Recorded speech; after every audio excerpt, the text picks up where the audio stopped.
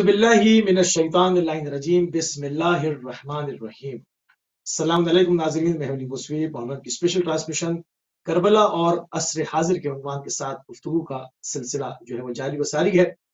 और आज हम गुफ्तगू के छठे मरहले में पहुंच गए हैं। आज 6 मुहर्रम है। तमाम मोमिन मोमिनात, मुस्लिम व मुस्लिमात और खुसूसन इमाम ज़माना अरवाह अल-फिदा की बारगाह में इन अय्याम की ताज़ियत व तस्लीत अर्ज़ करेंगे। और साथ ही साथ दुआ गो भी रहेंगे कि पूरी दुनिया में आप जहाँ कहीं भी होंगे सफ़े में मोहम्मद वाले मोहम्मद अलैहिस्सलाम के खैर वाफ़ियत से होंगे। नाज़रीन, गुफ्तगू का सिलसिला अपने मंतकी मराहिल को तय करता हुआ आज छठे मरहले में दाखिल हो गया। 6 मुहर्रम मखसूस है जनाब अली असगर रूह अरवाह फिदा के जिक्र के साथ, उनके मसाइब के साथ, उनकी शख्सियत के बारे में क्या कुछ तारीख में कलम बंद किया, क्या कुछ इस नन्हे शहजादे के खून नाहक ने इनकलाब को बर्पा किया, इसको मुख्तलिफ जहतों के साथ मौजूए सुखन बनाएंगे। और हमारे साथ इस मौजू के ऊपर गुफ्तगू करने के लिए मौजूद हैं आपकी हर दिल अजीज शख्सियत। आपकी शख्सियत किसी तारुफ की मोहताज नहीं। अल्लामा सैयद शहरियार रजा आपके साथ क़िबला आपकी खिदमत में पुरसा पेश करेंगे और आपकी खिदमत में सलाम अर्ज करेंगे। वालेकुम अस्सलाम, अज़्ज़मल्लाहु उजूरना व उजूरकुम। जज़ाकल्लाह जज़ाकल्लाह। क़िबला, जैसे कि अभी हमने अवाइल प्रोग्राम में आप नाज़रीन की खिदमत में और आपकी खिदमत में अर्ज़ किया कि आज 6 मुहर्रम को हम गुफ्तगू करेंगे जनाब अली असगर अरवाह अल-फिदा के हवाले से। तो करबला में जनाब अली असगर अलैहिस्सलाम की कुर्बानी की ज़रा अहमियत पर क़िबला रोशनी डालें, थोड़ी तवीली गुफ्तगू हो जाए ताकि और अबवाब हमारे सामने रोशन हो जाएँ, ताकि और तारीखी हवालात जात जो है वो अपनी नाज़रीन की खिदमत में पेश किए जा सके। बिस्मिल्लाहिर्रहमानिर्रहीम। अल्हम्दुलिल्लाहिल्लज़ी हुवल अव्वलु वल आखिरु वज़ ज़ाहिरु वल बातिन वस्सलातु वस्सलामु अला अशरफिल अंबिया'i वल मुरसलीन सय्यदना व मौलाना व मुक़्तदाना अबिल क़ासिम मुहम्मद व अला अहलि बैतिहि तय्यबीन ताहिरीन अल मासूमीन व लअनतुल्लाहि अला आदाइहिम अजमईन इला क़ियामि यौमिद्दीन। अल्लाहुम्मा लन क़तलतल हुसैन व अस्हाबिही। हज़रत अली असगर अलैहिस्सलाम की जो मज़लूमियत है उसके बारे में कहा जा सकता है कि ये ऐसी मज़लूमियत है कि जिस मज़लूमियत के बाद इमाम हुसैन अलैहिस्सलाम की मज़लूमियत और ज़्यादा उजागर हुई और हत्ता दुश्मनों के नज़दीक भी साबित हो गई। क्योंकि दुश्मनों के दरमियान भी बाज़ लोग ऐसे थे कि जो जनाब अली असगर की शहादत के बाद एक वक्त आया था कि सोचने में मजबूर हो गए थे कि अब तो हद हो गई। और वाक़ई करबला दर हकीकत हक़ और बातिल की जंग है, और जितना इसमें हक़ के चेहरे को नुमायां किया जाना चाहिए उतना ही बातिल के चेहरे को नुमायां करने के लिए जब मसाइब बयान किए जाते हैं तो बातिल के चेहरे को और ज़्यादा खबीस और पलीत और करीहुल मंजर एक चीज़ साबित करती है, और वो है शहादत हज़रत अली असगर अलैहिस्सलातु वस्सलाम। गो के इनके अलावा और भी बच्चे शहीद हुए, लेकिन ये शहादत एक एतबार से तारीख़ में मुनफरिद मानी गई। और यही वजह है कि हज़रत अली असगर का ज़िक्र हर जगह होता है, और ख़ुसूसन इसलिए होता है कि इमाम हुसैन अलैहिस्सलाम की मज़लूमियत का एक अहम तरीन पहलू है। और जो रमज़िया चीज़ें या बाल्फाज़ दीगर तमसील और जो कहा जाए शायर हुसैनी या लोगोज़, वो के लोगों की सूरत में ये नहीं है, लेकिन हर वो चीज़ के जिससे गम इमाम हुसैन आया हो, चाहे वो पेंटिंग हो, कोई लोगो हो, कोई मॉडल हो, कोई तमसील हो, कोई ग्राफिक डिज़ाइनिंग के ज़रिए हो, जिस चीज़ के ज़रिए से गम इमाम हुसैन को प्रोमोट किया जा सकता है करना चाहिए। और गम इमाम हुसैन का जो एक अहम तरीन जलवा है वो शहादत हज़रत अली असगर अलैहिस्सलाम है, और उसको हमारे यहाँ नुमायां करने के लिए और लोगों के जहनों तक पहुँचाने के लिए सहारा लिया जाता है एक झूले का। सही। اب اس صحیح. پر بھی گفتگو ہو قبلہ سکتی ہے کہ ہمارے یہاں بعض لوگ اب ذرا اپنے آپ کو زیادہ ماڈرن سمجھنے لگے ہیں اور ان تبرکات کو ذرا کچھ تنقید کی نگاہ سے دیکھتے ہیں، کرٹیسائز کرتے ہیں. اول تو کرٹیسائز کرنے والے کو اپنا سائز دیکھنا چاہیے، اور ہم اس بات کو بہت فخر سے کہتے ہیں کہ حضرت علی اصغر کا جھولا ہو یا دیگر چیزیں ہوں، یہ سمبلز ہیں اور ان کے ذریعے سے مظلومیت امام حسین علیہ السلام کو بیان کیا جاتا ہے، اور یہ ایک ماڈرن آرٹ کا حصہ بھی ہیں.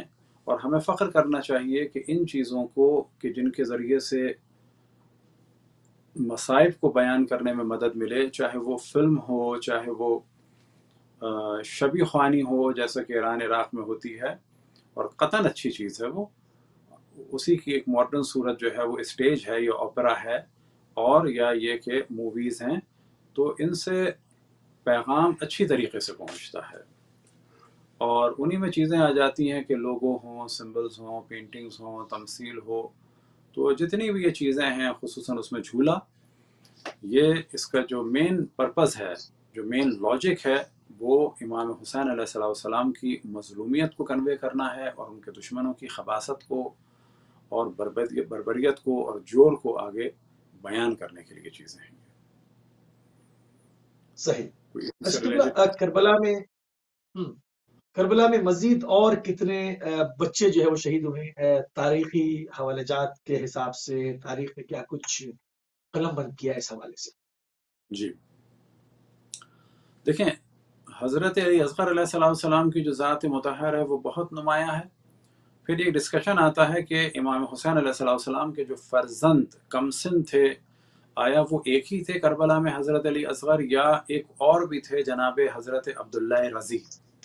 تو بعض دفعہ تاریخ میں کہا جاتا ہے کہ دونوں ایک تھے، اور بعض دفعہ کہا جاتا ہے کہ دونوں الگ الگ تھے. تو یہ ایک موضوع ہے. اب یہ دونوں ایک ہوں یا دونوں الگ الگ ہوں، تو امام حسین علیہ السلام کی مظلومیت ان کے ذریعے سے بہت زیادہ واضح ہوئی. البتہ جو بچے شہید ہوئے، اور ان میں اگر دیکھا جائے تو سب سے کم سن حضرت علی اصغر علیہ السلام تھے، بشرط یہ کہ دونوں کو ایک مان لیا جائے، عبداللہ رضی کو اور علی اصغر کو. اور اگر الگ الگ مانا جائے تو کہا جائے گا کہ عبداللہ رضی جو ہیں وہ اسی دوران پیدا ہوئے تھے کربلا میں، اور وہ شہید کر دیے گئے. لیکن جیسا کہ ہم نے عرض کیا کہ یہ دونوں الگ الگ بھی ہو سکتے ہیں اور دونوں ایک بھی ہو سکتے ہیں، اور جو زیادہ مشہور قول ہے وہ یہی ہے کہ حضرت علی اصغر تھے اور 6 مہینے کے تھے.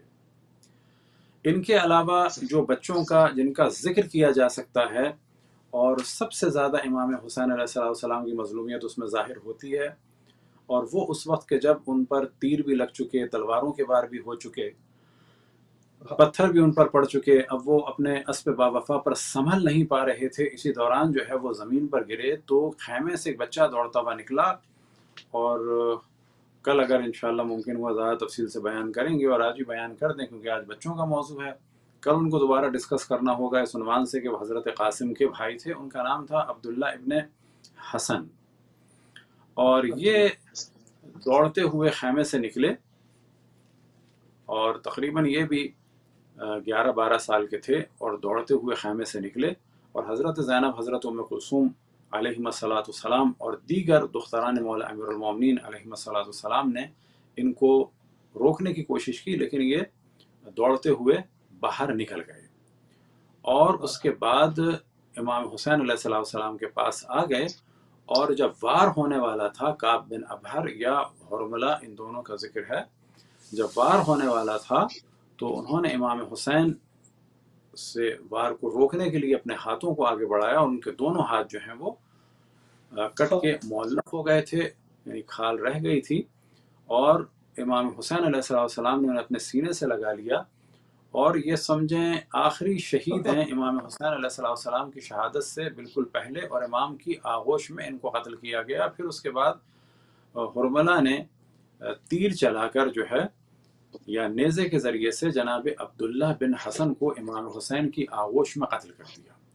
یہ منظر دیکھ کے حضرت زینب صلوات اللہ وسلام علیہا نے ارشاد فرمایا تھا، لیت الموت اعدمنی، اے کاش موت مجھے فنا کر چکی ہوتی اور یہ میں منظر نہ دیکھتی۔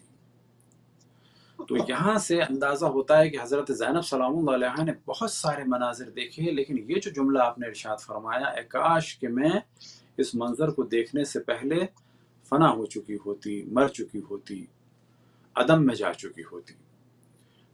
تو یہاں سے اندازہ ہوتا ہے کہ یہ مرحلہ بہت سخت تھا اہل بیت علیہم السلام کے لیے۔ پھر بچوں میں ذکر ہے جناب مولا امیر المؤمنین کے دو نواسے تھے، جناب رقیہ بنت علی کے، نہ معذرت جناب خدیجہ بن علی کے، ایک کا نام تھا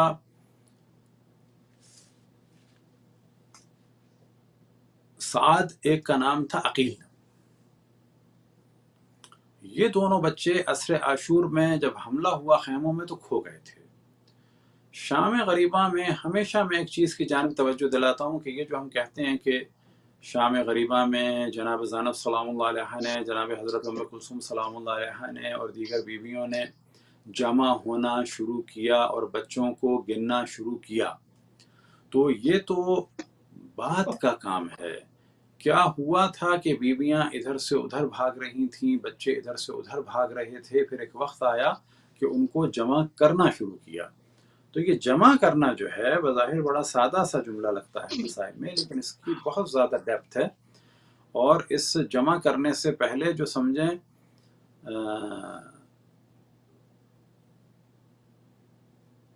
دوڑے ہیں بچے، یہ کہا جائے تفریق، اب تفریق تو ہمارے مائنس کے لیے یوز ہوتا ہے، لیکن یہاں پہ کہا جا سکتا ہے کہ جمع تو جب ہوئے ہیں کہ جب یہ بھاگے ہیں، جب یہ تفریق ہوئے ہیں، ادھر سے ادھر بھاگے ہیں بچے۔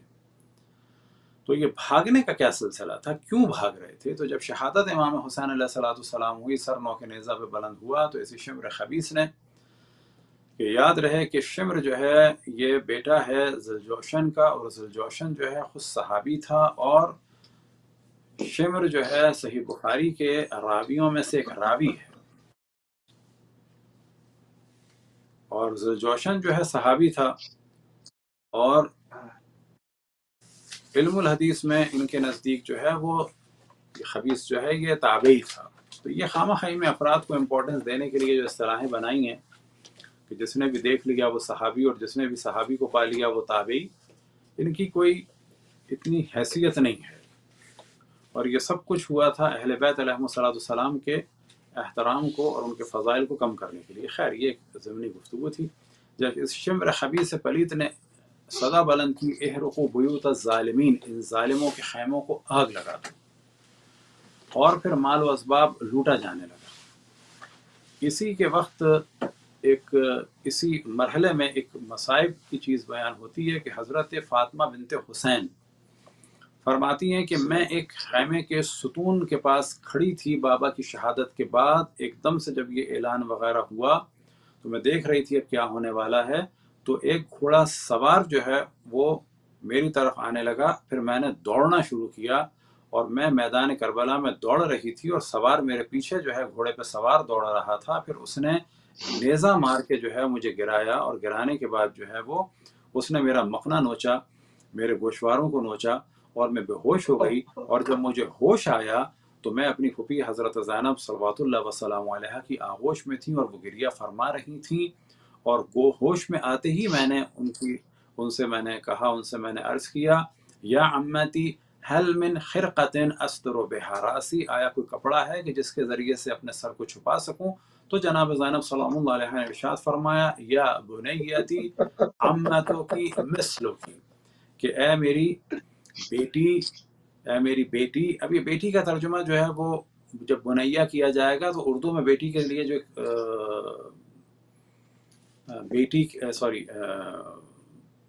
بنیا یا بنیاتی، اس کا جو ترجمہ کیا جا سکتا ہے اردو میں وہ بٹیا کیا جائے گا، جیسے ہمارے یہاں بیٹی، اور بیٹی بھی اگر اور زیادہ اس کو چھوٹا کرنا ہو یا لاڈ دکھانا ہو تو بٹیا، گو کہ لفظ بٹیا ہمارے یہاں اتنا نہیں ہوتا پاکستان میں، تو بالکل اسی طرح سے بنتی و بنیتی و بن و بنیا، جیسے کہ حضرت علی اکبر یا بنیا، یا بنیا میرے جیسے لاڈلے بیٹے، چھوٹے سے بیٹے۔ خیر، تو جناب زینب سلام اللہ علیہ نے ارشاد فرمایا یا بنیتی امتوں کی مثلوں کی، کہ تمہاری جو پھوپھی ہے وہ بھی تمہارے حال میں ہے، یعنی تمہارے سر پہ کپڑا نہیں ہے، میرے سر پہ بھی کپڑا نہیں ہے۔ بس یہاں سے ایک اور ڈسکشن جو اس وقت ٹاپک سے ریلیٹڈ نہیں ہے، اس کو میں کرتا ہوں کہ واقع کربلا میں ایک وقت ایسا آیا خصوصاً عصر عاشور کے بیویوں کے سروں پہ نہ چادریں تھیں نہ مکھنے تھے، اور یہ سلسلہ جو ہے شاید کوفے جانے تک رہا، پھر بعد میں مکھنے بھی ملے۔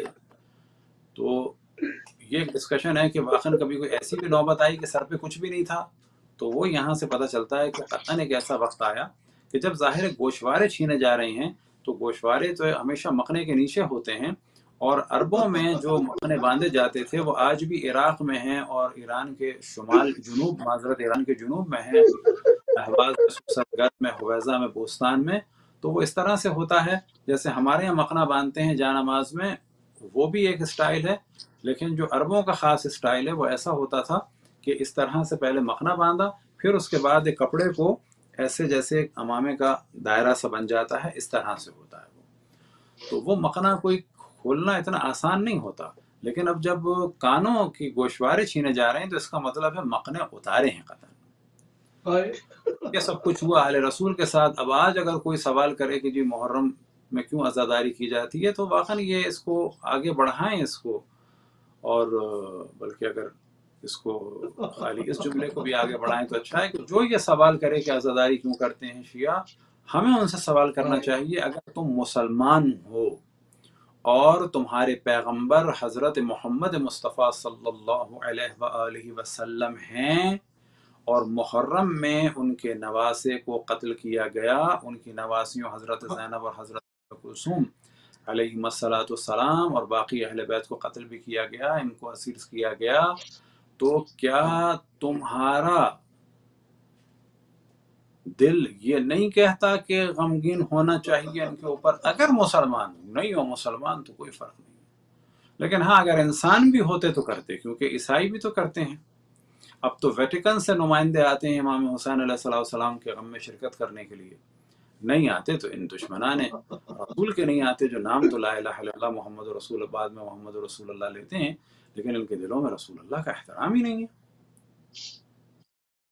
تو شام غریبہ معذرت عصر عاشور یہ تھی، یہ ہم ذرا سا نکل گئے تاکہ عصر عاشور کی منظر کشی ہو جائے، کیونکہ بچوں کا معاملہ ہے تو جب بات آتی ہے بچے جمع کرنے کی نوبت آئی، تو جمع کرنے کی نوبت کیوں آئی؟ یوں آئی،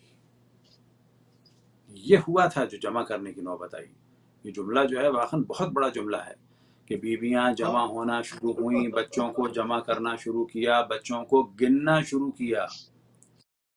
مصائب کے لیے یہ اتنا کافی ہے، بچوں کو گننا شروع کیا، لیکن افسوس ہمارے 1.5 گھنٹے کے پڑھ پڑھ کے لوگوں کے دلوں کو سخت کر دیا۔ تو اسی دوران حضرت ختیجہ بنت علی، یہ ذہن میں رہے، جناب رقیہ بنت علی کی شادی ہوئی تھی جناب مسلم ابن عقیل سے، اور جناب ختیجہ بنت علی کی شادی ہوئی تھی جناب عبد الرحمن ابن عقیل سے۔ ان کے 2 بیٹے تھے سعد اور عقیل، یہ بھی کھو گئے تھے، یہ کھو کے چلے گئے کہیں بیابان میں، اور شام غریباں کو جب بچے گننے اور ڈھونڈنے کی باری آئی تو یہ نہیں ملے، صرف یہ نہیں تھے، ان کے علاوہ بھی یہ نہیں ملے۔ تو اب یہ بہنیں ڈھونڈنے کے لیے نکلیں۔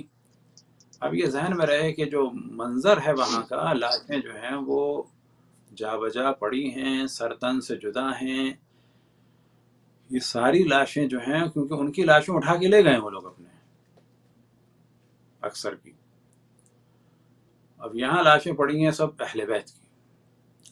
اب ایسے میں حضرت زینب اور حضرت ام کلثوم اور باقی جو مقدس بیویاں ہیں یہ سب بچوں کو ڈھونڈ رہی ہیں، گن رہی ہیں۔ اب جب یہ پہنچی ڈھونڈتے ہوئے تو دیکھا دور ایک جگہ ایک پودا تھا کہ جس کو تاریخ میں کہا جاتا ہے مغیلان کا پودا، ایک بیابانی جھاڑی چھوٹی سی، تو اس میں یہ 2 بچے سہمے ہوئے چھپے ہوئے بیٹھے تھے۔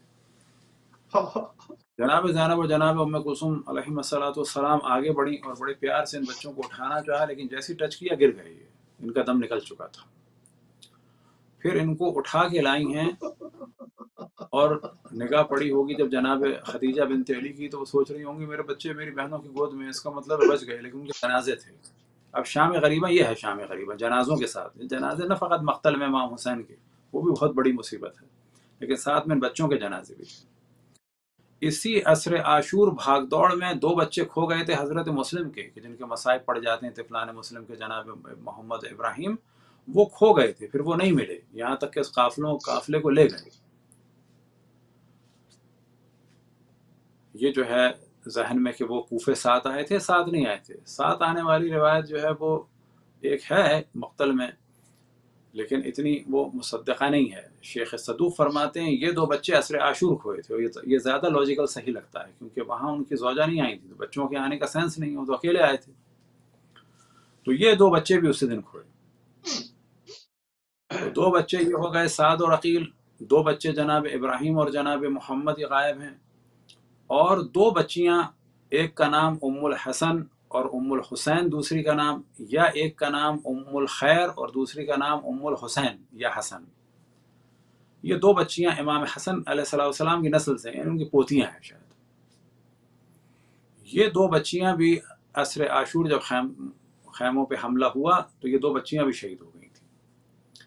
اسی طریقے سے حضرت مسلم ابن عقیل کے 2 بچے کھو گئے تھے جو بعد میں طفلان مسلم کے نام سے ہیں اور قتل ہوئے، اور ایک ان کی صاحبزادی کہ جن کے ساتھ راستے میں بھی امام حسین علیہ السلام نے بڑی تشفی کی، اور بعض دفعہ آتا ہے کہ جن کو اپنے سینے سے لگایا اور تشفی کی، اور انہوں نے سوال کیا کہ کیوں اتنا اظہار محبت ایکسٹرا آرڈنری آپ فرما رہے ہیں، کیا کچھ ہو گیا ہے میرے بابا کو؟ تو بعض دفعہ لوگوں کے ذہن میں یہ سوال بھی آ سکتا ہے کہ جناب حضرت مسلم جو ہیں وہ مولا امام حسین کے چچا زاد بھائی تھے، چچا زاد بھائی کی بیٹی جو ہے وہ نامحرم ہوتی ہے، تو کیسے ہو سکتا ہے کہ اسے گلے لگائیں یا پیار کریں؟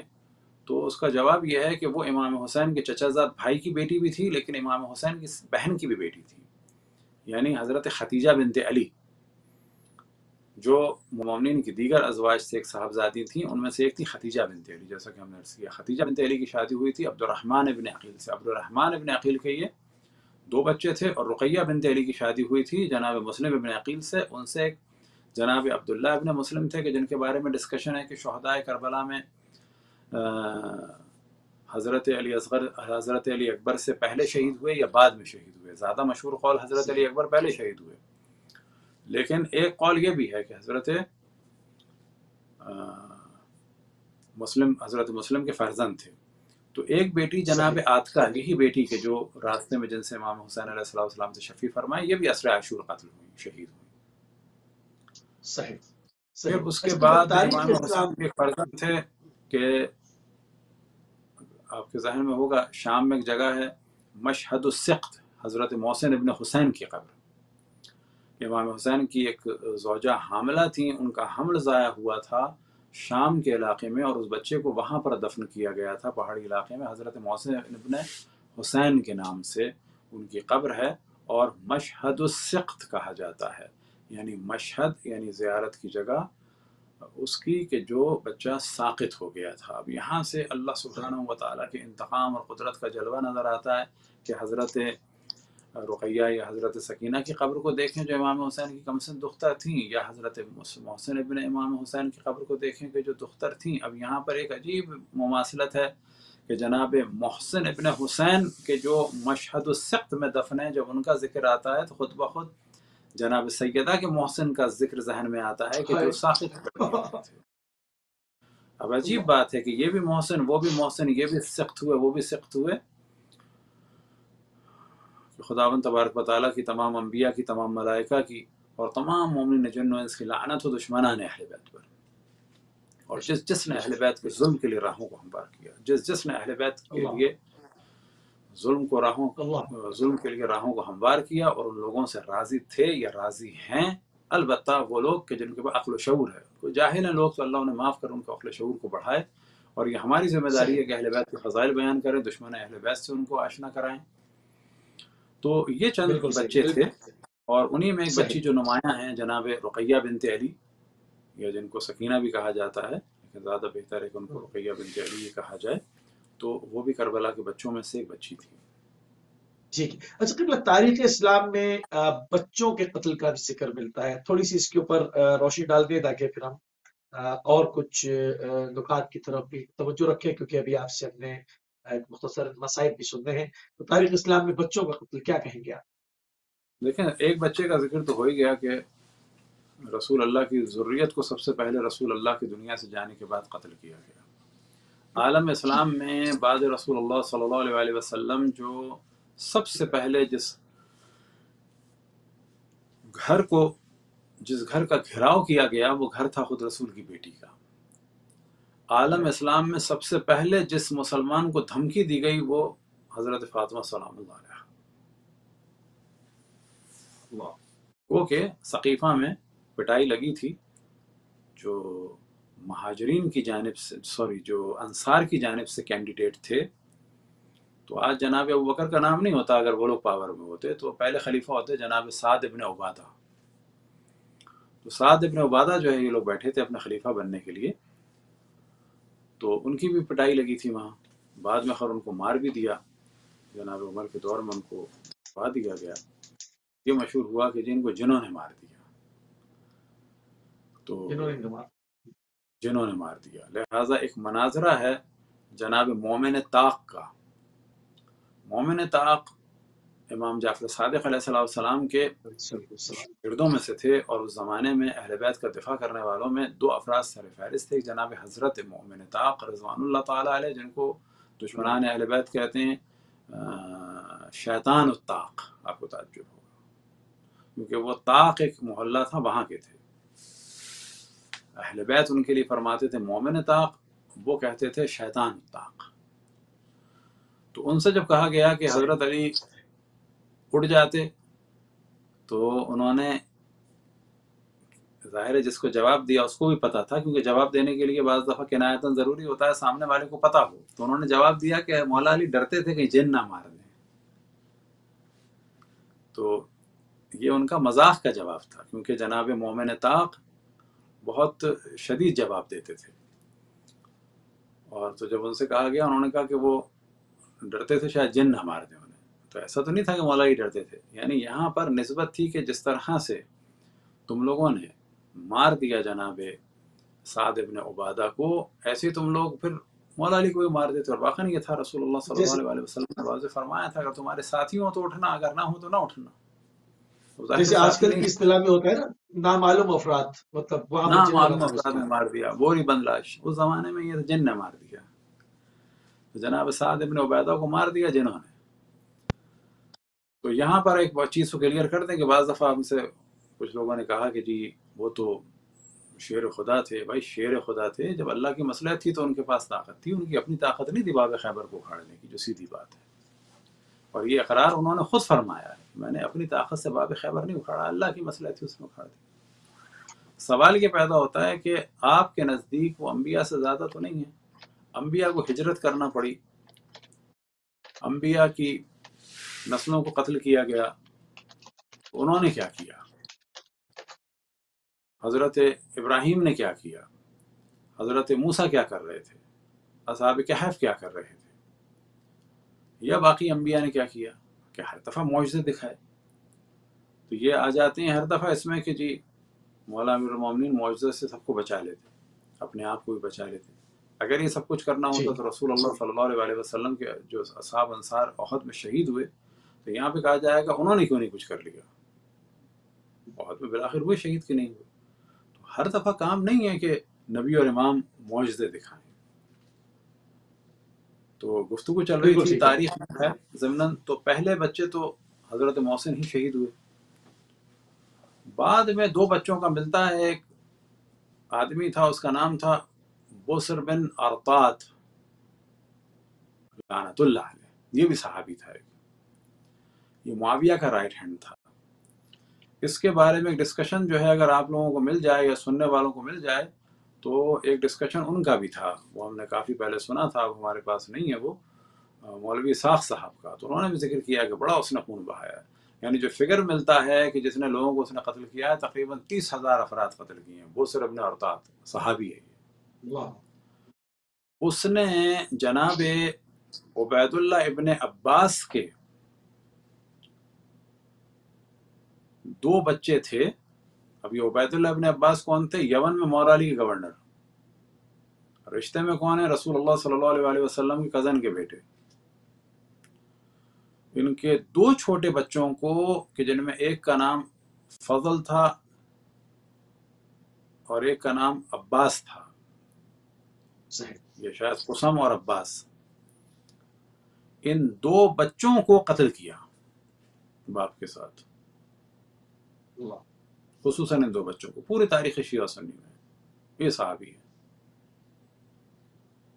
تو یہ سلسلہ بچوں کا رہا، یہ ہم نے تفصیل سے اس کو ڈسکس بھی کیا تھا جب مدینہ میں ایک بچے کو ذبح کیا تھا، تو اس وقت ہم نے تاریخ اسلام میں بچوں کے جی، قتل کے عنوان سے اس کو ذکر کیا تھا۔ پھر جب یہ اہل سنت کے دوسرے خلیفہ کا قتل کیا فیروز نے، اور فیروز کے بارے میں ابھی ہم نے آج یہ کلپ جو ہے اپلوڈ کیا ہے کہ ان کی جو شہادت کا سبب تھا وہ کوئی بھی اسلام اور مسلمین اور مجوسی اور فتح ایران سے تعلق نہیں تھا، مغیرہ ابن شعبہ کے جو گورنر تھا کوفے کا، اور جناب عمر کا پکا دوست تھا اور عرب کے مالدار لوگوں میں سے ایک تھا، تو یہ ان کا غلام، اس کا غلام تھا۔ وہ جب مدینہ آیا تو اس نے شکایت کی جناب عمر سے کہ یہ جو ہے مجھ سے روز پیسے لیتا ہے، کتنے لیتا ہے؟ تو بعض جگہ بیان ہوا کہ 100 درہم لیتا ہے ماہانہ، بعض جگہ بیان ہوا 2 درہم لیتا ہے۔ انہوں نے پوچھا تم کیا کرتے ہو؟ تو اس نے کہا میں بڑھئی بھی ہوں، رنگ کا کام بھی کرتا ہوں اور لوہار بھی ہوں۔ کہا تم تو اس سے زیادہ دے سکتے ہو، یعنی بجائے غریب کو سپورٹ کرنے کو انہوں نے گورنر کو سپورٹ کیا، مالدار آدمی کو سپورٹ کیا، یہاں سے اس کو طیش آیا۔ یہ چیز سبب بنی ہے قتل کرنے کی، یعنی اگر یہ پیسے دے دیتے یا روک دیتے تو صحیح، شاید وہ قتل نہ کرتے۔ ٹھیک۔ اچھا قبلہ، ابھی بھی بچوں کی ایک جانیں بیٹی جو تھی، ہے وہ جا اور رہی ہیں؟ اس کی ایک نہیں، اس کی ایک ابو جو فیروز، ان کا اس کا نام تھا فیروز، اصل میں نام تھا پیروز، پے سے صحیح جب ہے، عربی میں کر دیتے ہیں اس کو معرب تو ہو جاتا ہے فیروز، اصل میں فیروز صحیح، ہے، یا ہم اردو میں فیروز کہہ دیتے ہیں۔ تو اس کی کنیت تھی ابو لؤلؤ، لؤلؤ کہتے ہیں موتی کو، اور یہ لؤلؤ جو تھی اس کی بیٹی تھی، یہ خود بھی جوان آدمی تھا، بیٹی جو ہے وہ 5 6 7 سال کی تھی، قرآن پڑھتی تھی اور مسجد جاتی تھی، اس کو قتل کیا تھا۔ اچھا، فیروز کو تو اسی وقت قتل کر دیا گیا تھا، جو داستان ہے کہ وہ ایران آ گیا، ایسا کچھ نہیں ہے، وہ وہی مار دیا گیا تھا۔ اچھا، جو بیٹی تھی بعد میں اس کو مارا کس نے؟ فیروز کو تو لوگوں نے سب نے مار دیا، بیٹی کو کس نے مارا؟ بیٹی کو مارا عبید اللہ ابن عمر نے، اور 2 اور افراد کو مارا، ایک کا نام تھا جفینہ، ایک کا نام تھا ہرمزان۔ کیوں مارا؟ کہ یہ بھی ایرانی ہے، اور انہوں نے کہا میں مدینہ میں کسی غیر عرب کو نہیں چھوڑوں گا، بالکل جسے کہا جائے ایک نجادی بحث، نیشنلزم، غیر عرب کو نہیں چھوڑوں گا، اجمیوں کو ماروں گا سب کو۔ تو ہرمزان کو مارا، اور مارا کس کو؟ اپنا جفینہ کو۔ چلو جی، ان 2 کو مارا، کیوں مارا؟ کہ جی ہم نے دیکھا تھا یہ بات کر رہے تھے، لوگ بات کر رہے ہوں گے، اس سے کہاں ثابت ہوتا ہے کچھ۔ اور ساتھ میں اس 5 6 سال کی بچی کو مارا، لؤلؤ کو۔ کیوں مارا؟ تمہارے باپ نے جو ہے وہ قتل کیا ہے میرے باپ کا، اتنی چھوٹی بچی کو جا کے گھر میں گھس کے مارا ہے۔ بعد میں مولا امیر المومنین نے اس کا نوٹس لیا اور کہا کہ اس کا عبید اللہ کا قصاص کیا جائے گا۔ تو جناب عثمان نے عبید اللہ کو ظاہر سپورٹ کیا اور ایک نئی تھیوری دی کہ یہ اچھا نہیں ہے جس کا باپ کل مارا جائے تو آج اس کے بیٹے سے قصاص لیا جائے، کہ قاتل قاتل ہے، باپ مارے یا نہ مرے۔ پھر اس کو جو ہے وہ چپکے سے نکال دیا شام کی جانب، اور وہ پہنچ گیا معاویہ کے پاس، اور پھر وہ صفین میں مارا گیا۔ تو عورتوں کو مارنا، بچوں کو مارنا، وہ جو اسلام کا نیا ورژن آیا بعد رسول اللہ، اس میں سب کچھ ہوتا تھا، اور جتنے مظالم ہوئے اس زمانے میں، اگر اس کے بعد اگر کوئی اسلام سے نفرت کرے اس اسلام سے، تو کوئی برائی نہیں ہے، وہ صحیح کر رہا ہے، کیونکہ اسلام محمدی اور غلط سے اسلام صحیح، محمدی کے بعد جو نیا ورژن آیا وہ ایک جیسے نہیں ہے۔ بالکل ٹھیک۔ اچھا قبلہ، ابھی بھی بچوں کی جو ہے وہ جانیں جا رہی ہیں، اکثر ہم دیکھتے ہیں کہ یہ سب رپورٹ ہوتا رہتا ہے، مگر مسلمان جو ہیں اس حساب سے بیدار نہیں ہوتے، اس کی کیا وجہ کیا دیکھتے ہیں؟ دیکھیں، مسلمان تو خود اسلحہ دے رہے ہیں، البتہ یورپ والے بھی اسلحہ دے رہے ہیں کہ ان کو فکر نہیں ہے یمن میں بچوں کی۔ یہ بھی دوغلے لوگ ہیں، یہ بھی لاکھوں کو مارتے ہیں، جتنے استعمار گر لوگ ہیں، چاہے برٹشر کا استعمار ہو، چاہے امریکہ کے ہوں، چاہے کینیڈا والے ہوں، انہوں نے خوب نسلوں کو ختم کیا ہے یہاں کے نیٹیوز کی۔ اسی طرح سے برٹشر نے جو ہے وہ کالونیل سسٹم جب بنایا تو لوگوں کو مار مار کے تو بنایا ہے، یا آسٹریا میں جو ہے وہ ابورجنیز کو مارا، نسلیں ختم کی ہیں، جب نسلیں ختم کی ہیں تو انہوں نے بچے بھی مارے تھے، بڑے بھی مارے تھے۔ پھر کالوں کے بچوں کے ساتھ یہ لوگ جو ہے خود امریکن جو ہے وہ مگرمچھ کا شکار کرتے تھے، یعنی کالے کے بچوں کو، جو اپنا بلیک افریقن کے بچے ہوتے تھے، ان کو جا کے دریا کے پاس بٹھا دیتے تھے، وہ روتے تھے تو مگرمچھ ان کو کھانے کے لیے آتے تھے، تو ظاہر ہے جب وہ آتے تھے تو وہ منہ تو مار ہی لیتے تھے، بچہ تو مر ہی جاتا تھا، پھر وہ اس کا شکار کرتے تھے کیونکہ وہ سمجھتے تھے کہ یہ بچہ اور جانور جو ہے نا وہ برابر ہے۔ تو بالکل صحیح، یہ سب کچھ بالکل ظلم یہ لوگ بھی کرتے آئے ہیں۔ اچھا، عالم اسلام میں بھی بعد رسول اللہ صلی اللہ علیہ وسلم یہ ہوتا رہا۔ کربل پہلے حضرت محسن کا ہی ہوا، پھر یہ اور بتایا کہ اور یہ ہوئے، باقی حضرت علی اصغر صحیح، کا اور جو بچوں کا ذکر ہو گیا، ان کو دوبارہ ذکر نہیں کرتے، کہ چل رہا تھا، ہو رہا ہے، آج بھی ہو رہا ہے۔ بالکل ٹھیک، اب عام طور پر جو ہے وہ اس میں شک نہیں ہے کہ نان مسلم پھر بھی جو ہے عیسائی اور دوسرے لوگ تھوڑا سا شور مچا دیتے ہیں، لیکن مسلمان تو بیچارے کیا بیچارے، یعنی کچھ کرتے ہی نہیں ہیں۔ آج آپ حالت دیکھ لیں، موضوع سے ذرا سا ہٹ کے ہے لیکن ساتھ ہی ساتھ ہے، یہ بیت المقدس کا شور مچانے والے اب ابو ظبی نے قبول کر لیا، یہ کہاں ہیں سارے وہابی مولوی؟ اگر یہ یو اے ای شیعہ ملک ہوتا تو یہ کیا قیامت ڈھاتے، آپ یہ بتائیے۔ یو اے ای اگر شیعہ ملک ہوتا اور قبول کر لیتا، بالکل صحیح، کہاں ہے مفتی قبیسی یو اے ای کا، کہاں ہیں یہ سعودی سب مفتی، یہ کہاں ہیں پاکستان کے مفتی، کہاں ہیں فضل الرحمان صاحب اور دیگر لوگ؟ کیوں خاموش ہیں یہ لوگ؟ کیونکہ جی یو اے ای والے مالدار ہیں، بالکل کچھ ٹھیک، دے دیا ہوگا۔ وہ موصوف ایک ٹھیک ہے، ہفتے سے غائب ہیں، کیا نام ہے ان کا، جو کافی بھاری بھرکم جسم کے تھے موصوف، جی ہاں، جو لے جائے گئے تھے وہ ہاں طاہر اشرفی صاحب، اسپیشل، جی ہاں، جی ہاں، طاہر اسپیشل جہاں سے چلے گئے۔ اب پوچھا جائے کہاں گیا بیت المقدس؟ بابا قبلہ اول، اگر یہ ایران کر لیتا یا شیعہ کر لیتے تو کیا یہ فتوے دے رہے ہوتے، اس وقت قتل عام کر رہے ہوتے، اس وقت یہ ہمارا شور مچا رہے ہوتے۔ تو پتہ چلتا ہے کہ یہ اکثر جو ان کے مولوی ہیں، یہ پورا سلسلہ ہے، دو نمبری لوگ ہیں سب، یہ علماء یہود کی طرح سے حقانیت کو چھپانے والے ہیں، پیسے کے نام پہ بکنے والے ہیں۔ بنو امیہ نے ان کو مال دیا، بنو امیہ کے ہو گئے، اہل بیت کے خلاف کھڑے ہو گئے۔ اس سے زیادہ کیا ان مولویوں کی خباثت کا جلوہ ہوگا کہ غم امام حسین کو، کون سا امام حسین، یعنی مسلمانوں کے رسول کا نواسہ، اس کے غم کو چھپانا چاہتے ہیں، اور مسلمانوں کے رسول کے نواسے کے قاتل کو جو ہے اس کا دفاع کرنا چاہتے ہیں۔ پروپیگنڈا کرتے ہیں کہ مسلمانوں کے رسول کے نواسے کا ذکر اگر ہوا اور اس سے منسوب کسی چیز کو دیکھا، علم و تازی اور زلجنا کو، تو نکاح ٹوٹ جائے گا۔ یہ تو ان کا دین اور اللہ، ایمان ہے۔ صحیح قبلہ ٹائم جو کہ محدود ہوتا جا رہا ہے، اور ہم نے آپ سے جو ہے وہ جناب علی اصغر محمد الفدا کی کیفیت شہادت بھی سننی ہے، تاریخ میں کیا لکھا، کس طرح سے سید الشہداء نے سوال آپ کیا، کس طرح سے جناب علی اصغر جو ہے وہ سید الشہداء کے ہاتھوں پہ منقلب ہوئے، کیا تاریخ میں لکھا ہے قبلہ، اس کو تھوڑا سا پیش فرما دیں۔ جب بھی جناب حضرت علی اصغر کا ذکر ہوتا ہے تو میں ایک خصوصاً ذکر کرتا ہوں تاکہ لوگوں کو بھی پتہ چلے کہ ہمارے علماء اور مراجع اور بزرگان جو ہیں وہ کتنا وابستہ تھے کربلا سے، اور کتنا ان کا تعلق تھا ہر روز کی بنیاد پر امام حسین علیہ السلام سے اور کربلا سے۔ اور امام حسین علیہ السلام تو امام تھے، حتیٰ یہ مراجع الزام ہمارے کے جو اپنے زمانے کے عالم العلماء تھے وہ توسل کرتے تھے حضرت علی اصغر سے۔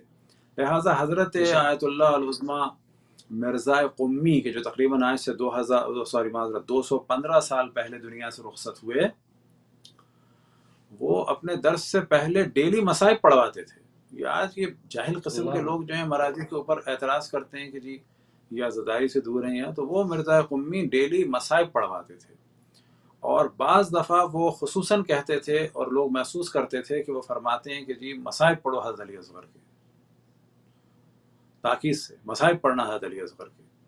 تو اس میں لوگوں کو ذرا سا سوال ذہن میں اٹھا کہ یہ مثلاً بعض دفعہ بہت تاکید کرتے ہیں حضرت علی اصغر کے مصائب پڑھنا ہے، تو ظاہر ہے جس سے کہنا ہوتا ہے تو لوگ بھی سنتے تھے۔ جیسے اپنے کسی شاگرد سے ہم کہیں کہ مصائب پڑھنے ہیں، یاد ہے تمہیں حضرت علی اصغر کے پڑھنے ہیں، پھر وہ ممبر پہ چلا گیا حضرت علی اصغر کے مصائب پڑھنے ہیں، تو ذرا لوگوں کو کریوسٹی ہوتی تھی کہ یہ بعض دفعہ بڑی تاکید کرتے ہیں، ویسے چل رہے ہوتے ہیں مصائب، جس کسی نے حضرت زینب کا پڑھ دیا، کسی نے حضرت ام کلثوم کا پڑھ دیا، کسی نے حضرت عباس کا پڑھ دیا، کوئی ترتیب نہیں ہے، جو جس کا دل چاہ رہا ہے پڑھ رہا ہے، لیکن کبھی کبھی یہ کہتے ہیں حضرت علی اصغر کے مصائب پڑھو۔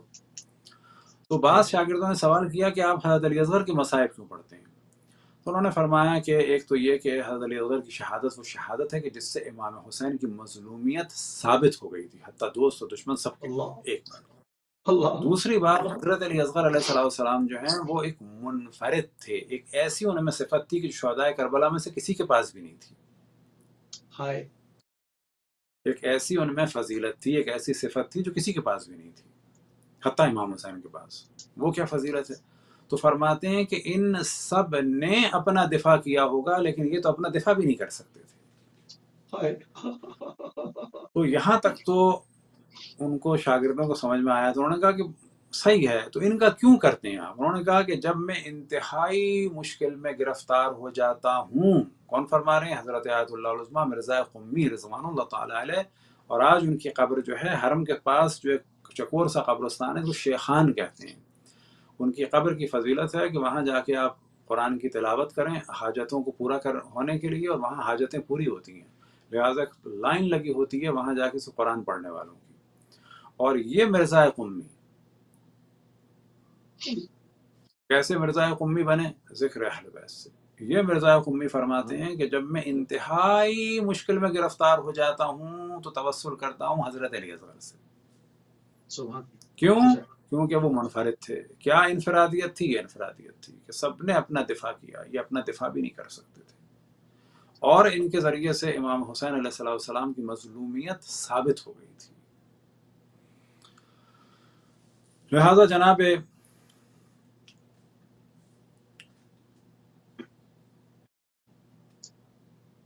مشہور عالم دین تھے حضرت آیت اللہ العظمیٰ مہدی بحر العلوم، انہوں نے قبر امام حسین علیہ السلام کی مرمت کی تھی ایک زمانے میں، خود کچھ حصے کھل گئے تھے، تو وہ فرماتے ہیں کہ حضرت علی اصغر کی جو لاش ہے وہ امام حسین کے سینے پہ ہے۔ تو کہا جا سکتا ہے کہ حضرت علی اصغر وہ غم ہے کہ جو اب تک امام حسین کے سینے پہ ہے، اور حضرت علی اصغر وہ مظلومیت ہے ان کی کہ جس کے ذریعے سے امام حسین کی مظلومیت ثابت ہو گئی۔ ایک وقت آیا کہ امام حسین نے جب گریے کی آوازیں سنی بیویوں کی، ایک وقت آیا کہ جب امام حسین نے صدا استغاثہ بلند کی اور بیویوں نے خبر دی کہ بچہ رو رہا ہے، تڑپ رہا ہے، لگ رہا ہے، امام حسین نے اس بچے کو اپنی آغوش میں لیا، اپنی ابا میں چھپایا، اور ممکن ہے کہ ان کی ظاہر نیت یہی ہو کہ دھوپ سے بچائیں حضرت علی اصغر کو، گرد سے بچائیں، چھوٹا سا بچہ ہے، اپنی ابا میں لے کے چلے۔ دشمن یہ سمجھے کہ شاید اب یہ رحم طلب کرنے آ رہے ہیں، رحم مانگیں گے، اور قرآن چھپا کے لا رہے ہیں، اب قرآن کو بیچ میں رکھیں گے اپنے۔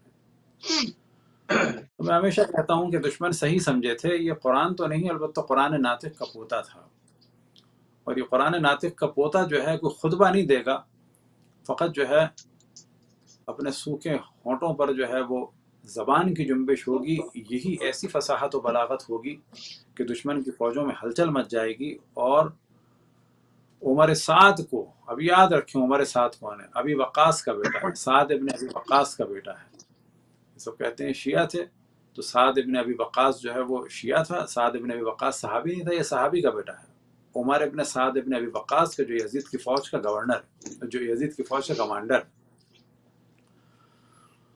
وہ کہتا ہے جب امام حسین علیہ السلام نے گفتگو فرمائی کہ اگر تمہیں مجھ سے دشمنی ہے تو ہے اس بچے کا کیوں قصور ہے کہ جو بھوکا پیاسا ہے۔ جب گفتگو فرمائی رہے تھے تو عمر سعد نے کہا اقطع کلام الحسین، حسین کے کلام کو منقطع کر دو، اور جب یہ کہا تو سب نے اپنے نمبر بڑھانے کے لیے کچھ کرنا تھا، تو اس میں ہرملہ جو تھا یہ تیر چلانے میں بہت ماہر تھا۔